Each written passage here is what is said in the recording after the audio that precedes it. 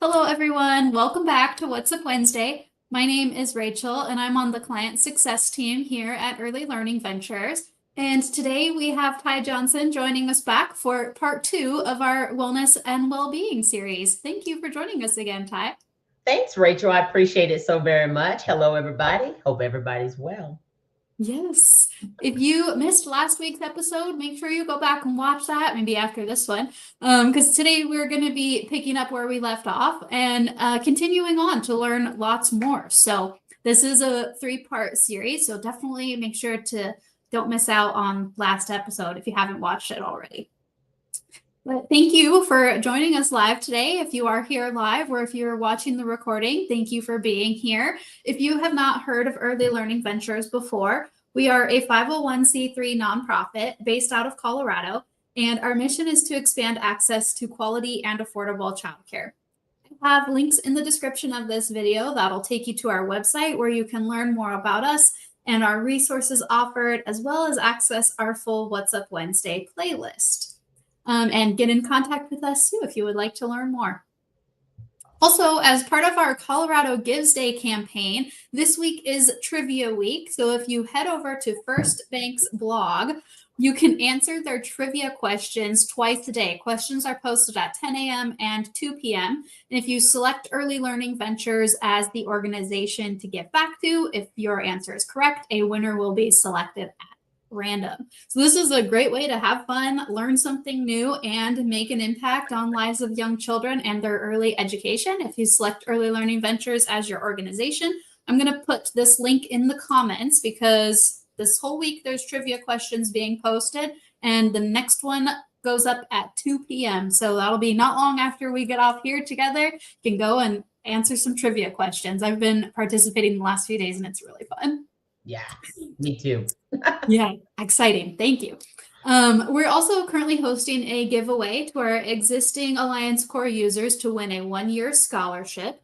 So to be entered to win, we're asking that you add a comment to our What's Up Wednesday videos answering this question. What do you do to take care of yourself outside of work? This is a perfect time for self-reflection and to dive into what brings you joy or fills your cup.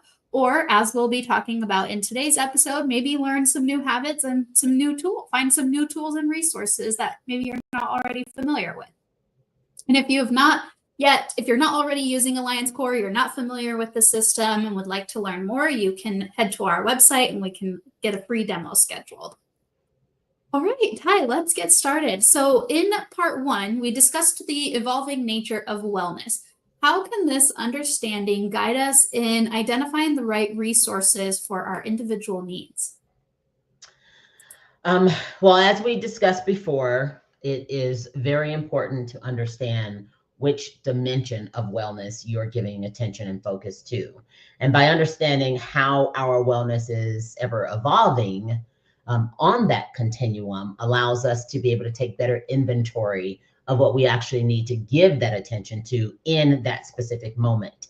And so for us to be able to really, truly understand our wellness and what we need, we also have to be able to understand, as we talked about before, what unwell also looks like.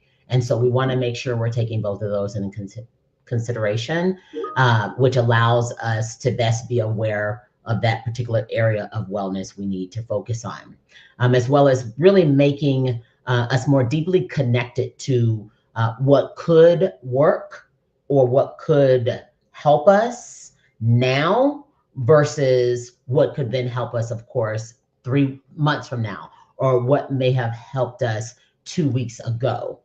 Having this understanding allows our intellectual wellness to really embrace the fact that this is a continuously evolving and learning process to becoming a whole well-being, and really allowing us to remain open to very different possibilities based on what's happening in our current situation. Because we have to remember, our goal is to be well.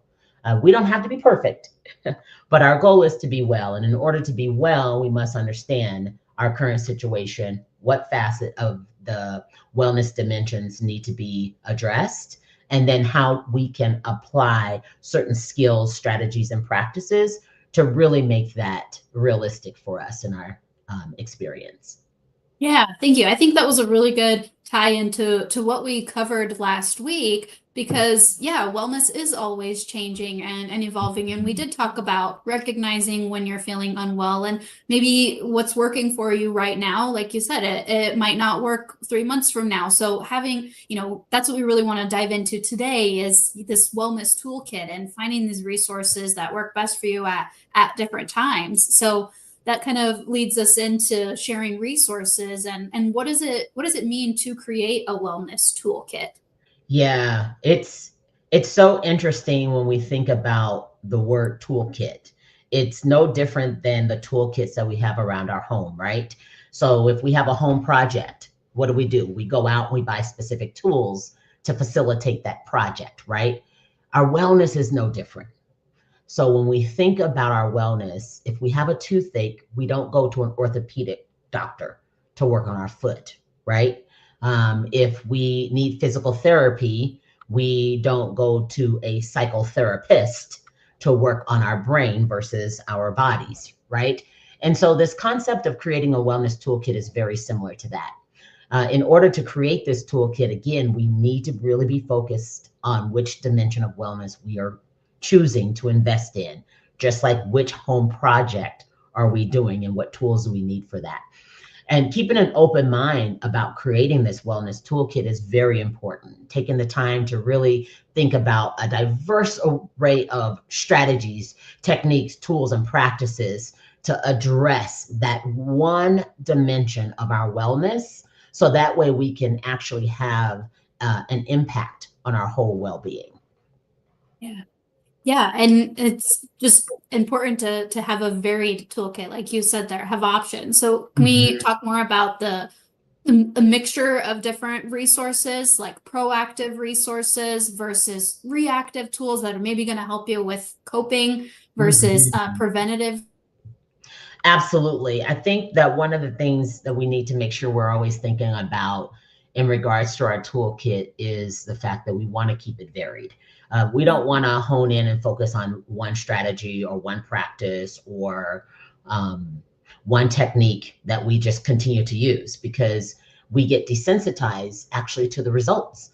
They may no longer actually benefit us in the ways that they once did. And so when we're thinking about that, we're thinking about preventative resources, as you shared. Preventative resources, fancy word for saying prevention, preventative resources, right? Like, what can I do for my wellness that can prevent X from happening? When you think about preventative resources, you're thinking about things like your doctor's appointments, right? Your health and wellness checks, your annual checks. And I can't stress, I mean, all annual checks, right? I think that it's very important when we're thinking about prevention. We're also talking about those vaccinations. That's a big deal. These are things that we can use to prevent other things from happening that really do promote our own self wellness. When we're thinking about those reactive tools, what comes to my mind are those events are happening or have happened, and now we need to react to them. So what tools or strategies do I have that I can now regain my composure? I can regain my presence. And so that makes me think of tools like practicing my breathing, working on stress reduction, working on reducing my anxiety, focusing on actually taking the prescribed medications that were prescribed for me in the way of which they were prescribed. I also think another really important tool that is considered in that reactive tool category are any tools that create a treatment for a condition, occurrence, or situation that comes up that changes our response to that situation, condition, or circumstance. And so that could even be something like therapy, counseling. It could also be something like surgery. We have done all these preventative measures and yet we still need more, right? And so now we need to beef up and react to the situation in a different way. And so really making sure that we have a vast array of various tools, strategies and resources that can help us regain our homeostatic status. Yeah, and circumstances are always going to be different too, right? I mean, you can't always prepare for everything, so it is important to have those preventative resources so that you can prepare the best that you can. But it's also really important to have something that you have planned out. You have the tool, you know it's something that works well for you, so that can help you cope through those difficult times that you weren't prepared for. Yeah, and that kind of stuff just comes up sometimes, right? Like Yeah. we could be listening to a song, or we could be watching a movie or watching a show, and something may just come up for us. And having those ready tools in our toolkit to say, oh, I'm starting to feel this, and when I feel this, I do that.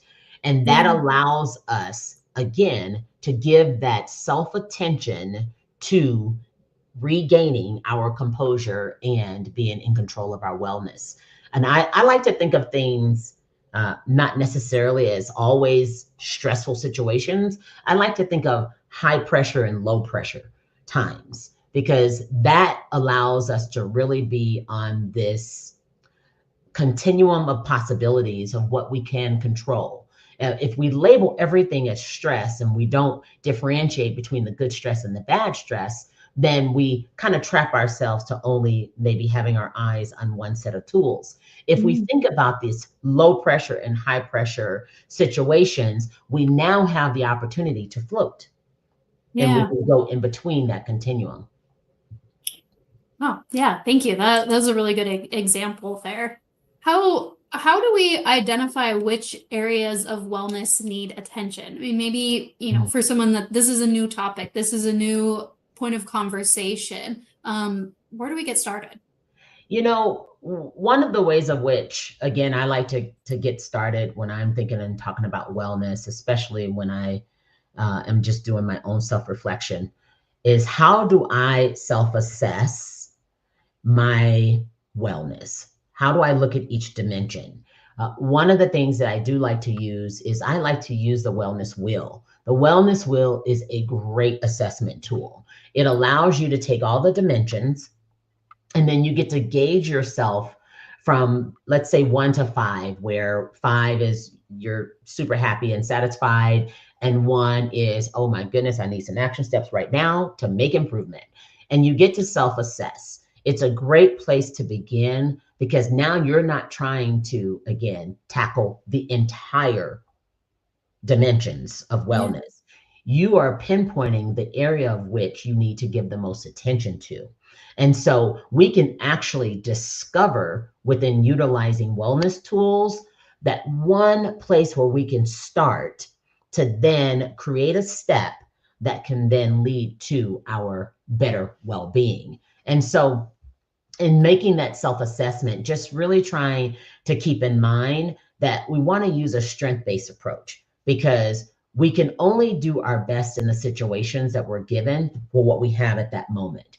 And even when we're sitting back and we're reflecting on what we could have, should have, would have done, we can only do that if we then say, oh, I need to go out and find this tool to add to my toolkit to now be able to do this. And so really understanding that we're seeking this concept around progress and not perfection, that we're really working towards our wellness and not trying to turn it on and off like a light switch. Yeah. Yeah. And that's great that you mentioned what'd you call it? The wellness wheel? The wellness wheel. I love that too, because it's self-reflection, if you're not, it doesn't always come naturally. So that's something that can kind of give you a guide, a structure to follow, and for what to reflect on, and just to help determine where you're at. Yeah. And when we're reflecting, we have to think about, like, do I need this change now? Is this change realistic for me now? Is this a change that could take place 5 weeks from now, or 5 days from now, or 5 months from now? Like, what do I actually need right now? So that way my mood changes, my energy changes, my emotions change. And so when we're pausing to really reconsider these things, we have to do it in a strength-based way that allows us to give ourselves grace while we're practicing, right? Because if we can't give ourselves grace while we're practicing, we're only going to add more pressure on ourselves. Yeah. And, you know, with giving ourselves grace, I think this is a great segue. And how can we reframe the idea of a great day versus a good enough day? Yeah, I tell you, we as a society have really, really, really talked up how great we are. Again, I'm reminded of our first episode, Rachel, where we were talking about the snippets of social media and how we have Mhm. those pinpoint moments in time, right? And we Yeah. have to remember that not every single day is going to be outstanding or great. However, the greatest part of us can show up to every single day and make it good enough. And what I mean by that is like we want to stay in this mindset around sometimes when you are having life happen, you have the opportunity to accept the fact that we may be a little off or things may not be perfect, and that's okay. Reframing this concept around great and good enough days is personal. Mhm. I can't stress that enough. It's very personal because it's about you. It's about how you can use your own self practice tools and strategies to respond to your ever evolving wellness. And in that wellness is how your day is, right? I Mhm. think that if we can at least consider accepting the fact that there is value in the day being good enough that lends itself to a certain level of grace for ourselves that can then actually become fuel to then allow us to have that great day that we may seek. Again, this is a very personal action. This is a very Mhm. personal way of being. Um, but we have to at some point accept the fact that it's okay to be okay. And oftentimes, okay is good enough, just like how we approach our wellness, right, and our well-being. The strategies are not the strategies for a lifetime. They're the strategies we're choosing to use right now. Yeah. I hope that that can be a big takeaway for everybody from this is just changing the way we think about our wellness and we think about how, you know, how we're feeling and being able to communicate how we're feeling and yeah, I hope that it gets the gears turning for everybody. I know it certainly does for me. Yeah, me too. All right, Ty, do you have anything else to share with us? Anything that maybe I missed? I just want to share that as we seek any type of wellness, that it's really important that we are not trying to do it all at once. That can be very overwhelming. It can be paralyzing. It actually can end up doing more harm than good. And Mhm. so, my charge or challenge to everyone would be to just start. Commit to the smallest one first step that you can commit to that allows you to feel 1% better than you felt the moment ago, whatever that looks like. It could be taking a break. It could be then coming back and thinking again about it. It could then be taking another break and saying, okay, I've thought about this, I've reflected on this, and now I'm ready to take action. Now, what do I do next? Now you commit to seeking out either support or a support person, or maybe it's accountable friend, right? Whatever that next step is for you, make it small and actionable. Do not make it this huge, big old grandiose thing that relies on you making 15 steps to achieve one thing. Nope, just one small step. And just remind yourself that, you know what? My well being is personal, it's invaluable. It is the way that I am able to show up and be in the many spaces that I get to be in. And I deserve a stable, strong, and mentally sound, harmonious life. Thank you. Thank you. I think that is such a great final thought to leave us with. And that gives us all something to work on. You know, maybe even before our next episode, we'll be back again next week to bring everything together that we've learned from you so far. And yeah, I can say even for myself, that's a huge important reminder is just small steps.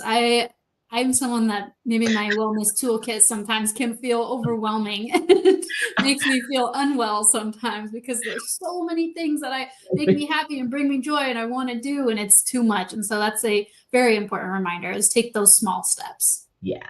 Thank you. I agree completely. Ty has also put together a great list of resources for us that I have in the description of this video, but please know we have our contact information in the description of this video as well. You can always reach out to us. Ty has also extended her office hours. We'd be happy to be a listening ear, a thought partner, and help you try to work through some ideas. Absolutely. All right. Well, thank you so much, Ty. Thank you to everybody who's joining us, and we will see you next week. And don't forget to click the link in the comments so that you can participate in the Colorado Gives Day trivia at 2:00. All right. Bye, guys. Have a good rest of your day, and we'll see you next time. Bye-bye.